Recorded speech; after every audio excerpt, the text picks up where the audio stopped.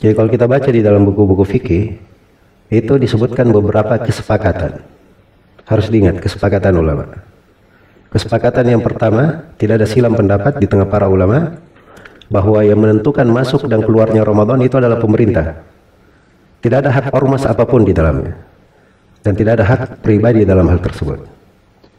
Itu murni dari pemerintah. Kemudian kesepakatan yang kedua dari para ulama bahwa penentuan masuk dan keluarnya Ramadan itu hanya dengan cara ruqyat hilal, bukan dengan cara hisab. Dan cara hisab itu hanya dikenal di kalangan orang-orang belakangan. Ada yang menisbatkan beberapa nisbat ucapan kepada sebagian as-salaf, dan itu nisbat tidak ada yang benar dari sudut riwayat. Yang paling pertama dikenal menyelisih kesepakatan itu adalah as-Subki. Adalah as-Subki di kondisi kalau mendung.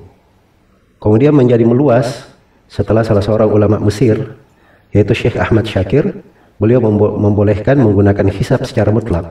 Nah, inilah yang diwarisi karena banyak orang yang belajar di Mesir akhirnya terwarisi ke berbagai negara. Tapi kalau dirunut ke atas itu menyelisih kesepakatan ulama. Disebut di kesepakatan itu oleh Ibnul Mundir, Ibnu Hubairah, Ibnu Qudamah, Nawawi dan selainnya dari para ulama. Jadi harus dipahami dari kesepakatan itu. Kemudian kesepakatan yang ketiga dari ruqyat hilal. Hilal itu hanya bisa diketahui dilihat atau tidak itu setelah matahari terbenam. Setelah matahari terbenam. Nah, itulah yang dibahasakan sekarang dengan imkanur ru'ya. Jadi kalau ada yang mengatakan tidak ada itu imkanur ru'ya dan seterusnya, itu enggak benar.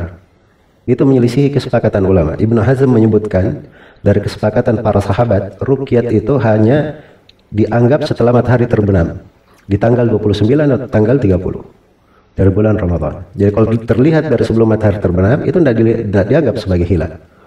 Jadi kalau kita pegang tiga kesepakatan ini, itu sebenarnya nggak usah memikirkan ada lebaran hari ini hari itu.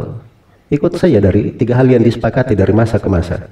Hanya saja kita ini kadang keluar dari hal-hal yang sudah jelas dimaklumi, ya. Dan kadang sebagian dari kita bergampangan, oh ini silang pendapat di mana? Justru yang mendatangkan hal yang menyelisih itu perkara baru, tidak ada sebelumnya. Itu harusnya kita ajak supaya kembali lurus, ikut kepada keputusan pemerintah, supaya tidak ada yang memberikan dua statement di hal yang merupakan letak kebahagiaan kaum muslimin, kesepakatan mereka di situ. Harusnya lebaran bersama, nampak kebersamaannya, nampak kekuatannya, nampak keindahannya.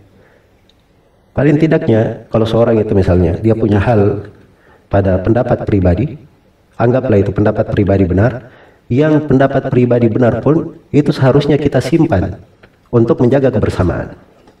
Itu akal sehatnya di dalam syariat. Itu akal sehatnya di dalam syariat.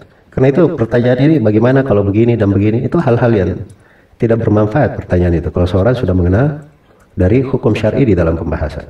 Semoga Allah beri taufik kepada semuanya. Wallahu ta'ala a'lam. Dari Ibnu Umar radhiyallahu anhu dia berkata, aku pernah mendengar Rasulullah sallallahu alaihi wasallam bersabda, jika kalian melihat hilal maka berpuasalah, jika kalian melihat lagi maka berhari rayalah, jika hilal tertutup maka genapkanlah 30 hari. Muttafaqun alaih. Hadis riwayat Bukhari nomor 1906 dan Muslim nomor 1080.